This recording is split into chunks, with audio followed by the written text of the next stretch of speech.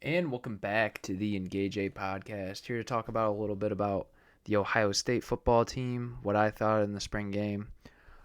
Take a look at their 2023 class, transfers, and recruits from high school.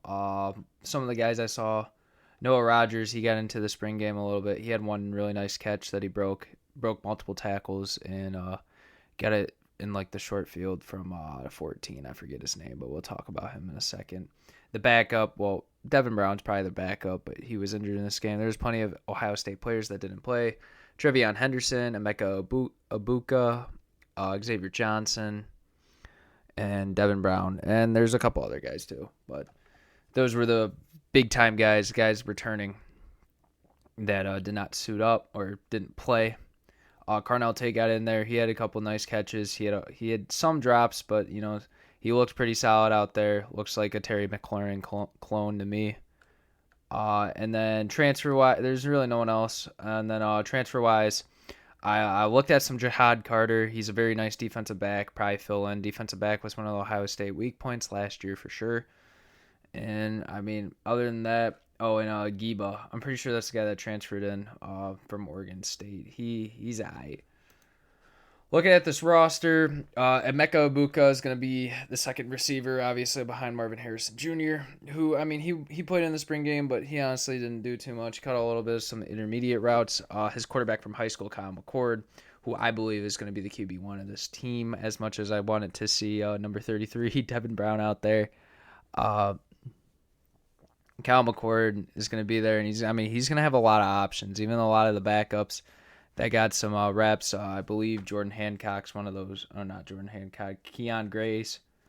He's one of those guys. Mayan Williams, he looked okay. He didn't do anything too special. He looks a little bit bigger. Julian Fleming, I don't think I don't know if he played. Dallin Hayden had some runs in there. Kyle McCord, obviously the quarterback, probably going to be the quarterback this year.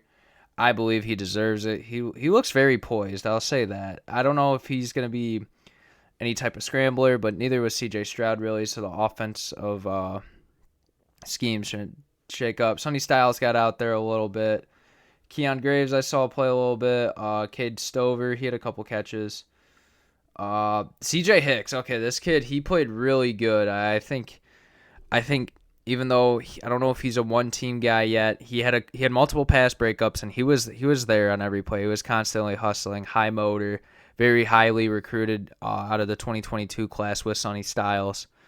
I think he has a chance to be a legitimate baller. I think he's gonna be one of those dudes. I think he's gonna have a very high trajectory to a sophomore year after not playing last year. I think he did reclass though. Ransom got in the game a little bit. Who's the quarterback? I believe, yeah, Tristan Giba. I think he wore 14 in the spring game. Who else got in there? Sorry, I'm just looking. Chip Tranneman. He's a very big running back, 5'11", 230. He reminds me of Master Teague a lot, if you all know who that is. Just a very wide, very downhill running back. He's definitely not going to make you miss an open field, but he might run you over. So there's that.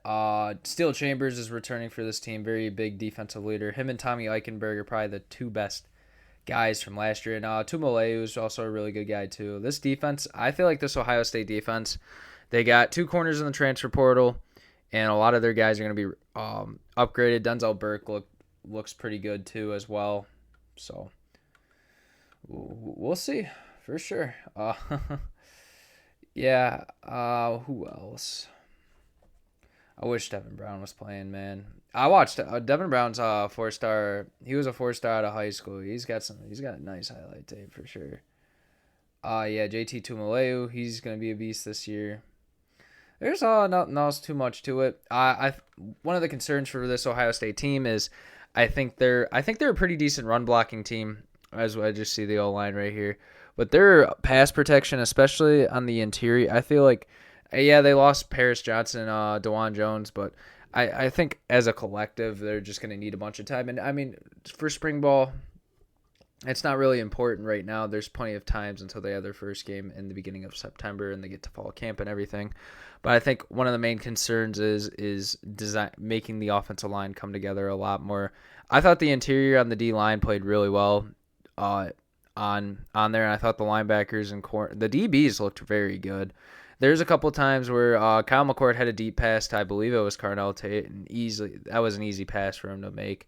But this Ohio State team was playing very physical and very aggressive, which is something you didn't really see as a collective last year. I mean, there would be guys like Timoleu or Steel Chambers, trying to make a play, make something happen, but not like this. And I think, with guys like Sonny Styles and CJ Hicks, I mean, those are very high-profile athletes coming out of high school, and if they're able to contribute and get ready to go right away, I mean, this team, it could be something very nice and they could be back on their national championship college football playoff.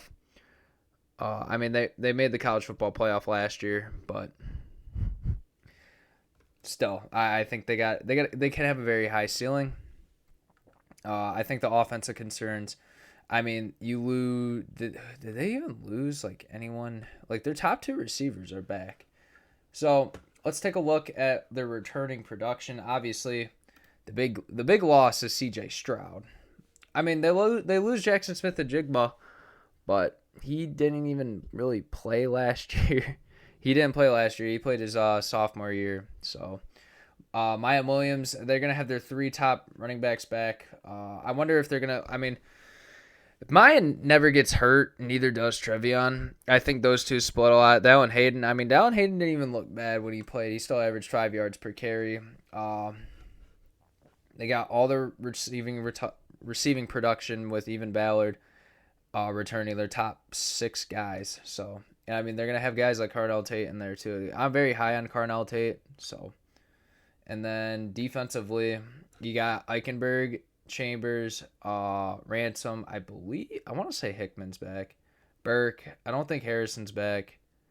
Don't think Simon's back, but you got Timoleo too. McAllister, is he on the roster? I'm not sure. But yeah, I mean, this Ohio State team, look at their schedule, talk about them a little bit. I think Indiana's a dub, Youngstown State's definitely a dub, Western Kentucky's a dub. Notre Dame might be a good game.